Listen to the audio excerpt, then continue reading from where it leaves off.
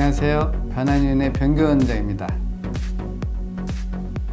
최근에 유산균 시장이 커지면서 우후죽순처럼 여러 곳에서 유산균을 제조하고 판매하고 있습니다. 예전에는 균은 박멸의 대상으로만 알고 있었기 때문에 설사를 하면 항생제를 처방받아서 드시거나 아니면 배가 차서 그렇다 하여 쑥을 끓여 먹어서 몸을 따뜻하게 해주었습니다. 그런데 장내 세균총 검사를 통하여 대변 속에 있는 사균의 DNA를 분석하여 균수를 세가지고 유익균과 유해균의 비율을 알게 되었고, 소장의 균과 대장의 균을 나누어서 균수를 알 수 있게 되었으며, 뚱보균이라는 퍼르미큐테스와 날씬균이라는 박테로이데스 균까지도 분석이 되고 있습니다. 더군다나 정상인의 장내 세균총에 비해 내 장 속의 균은 얼마나 되는지도 알 수 있게 되었습니다. 우리 몸에는 약 1000조의 균이 있고 장에는 100조의 균이 살고 있는데, 유익균과 유해균의 비율이 85대 15의 비율을 유지하고 살고 있습니다. 그런데 불행하게도 유전적으로 위에 있는 카제인 단백질과 밀가루에 있는 글루텐 단백질을 분해하는 효소가 없이 태어난 사람은 태어날 때부터 유익균과 유해균의 비율이 50대 50으로 태어나게 되고, 대표적으로 유익균은 유산균이라면 유해균은 곰팡이균인데, 이 유해균 중에서 곰팡이균의 먹이가 되는 것이 바로 단음식, 단과일입니다. 아침 사과는 황금 사과라고 말을 하지만 장이 좋지 않게 태어난 사람이 먹는 사과는 곰팡이균을 증식시키기 때문에 독약이 되는 것입니다.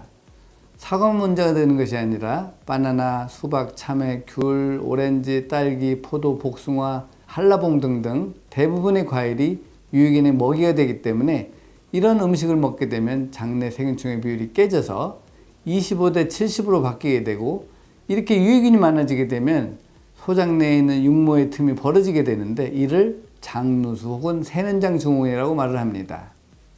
결국 이 틈을 통하여 위에 있는 카제인 단백질과 밀가루에 있는 글루텐 단백질이 혈관으로 들어가게 됩니다.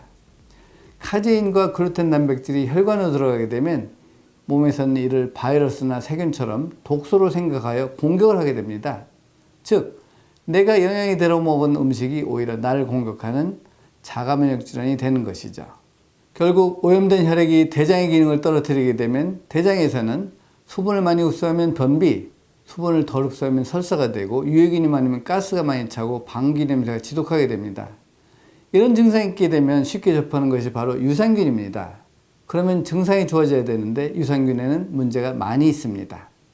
여러 가지 유익한 균을 모아서 만든 것이 유산균인데, 많은 유산균 제조업체에서는 유산균을 만들 때 유익균과 아울러 카제인 나트륨이나 유청칼슘, 유당 등을 부영제로 넣게 됩니다. 이렇게 카제인과 유청 단백질 등이 들어간 유산균을 유전적으로 카제인 단백질을 분해하는 효소가 없는 분이 먹게 되면 설사가 더 심하게 되거나 피부의 트러블도 심하게 되고, 결국 대사 과정을 이해하지 못하는 상태에서 좋다는 유산균을 먹는 것은 오히려 장의 상태를 악화시키는 것입니다.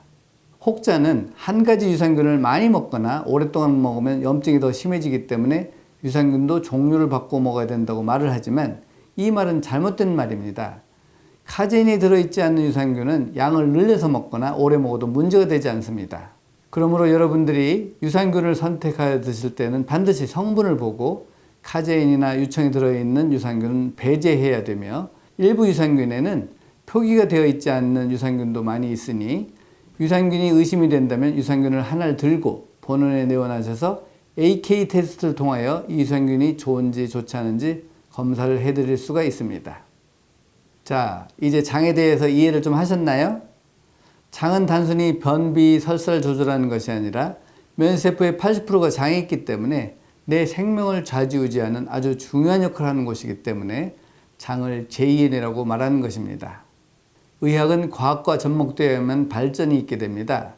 제가 어렸을 때에는 달나라에는 토끼가 방아를 찧고 살고 있다고 생각했던 것처럼, 장에 대해서 공부를 하지 않은 의료인은 장내 세균총에 대해서 모르기 때문에 그때 배웠던 이론을 주장하여 진료를 하게 되는 것입니다.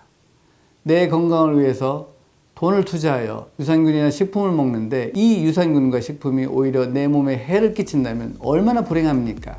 그러므로 정확히 나는 무슨 체질이고 장이 좋은지 좋지 않은지를 알고 내게 맞는 식품과 유산균을 먹어야만 건강한 삶을 살 수 있게 됩니다. 감사합니다.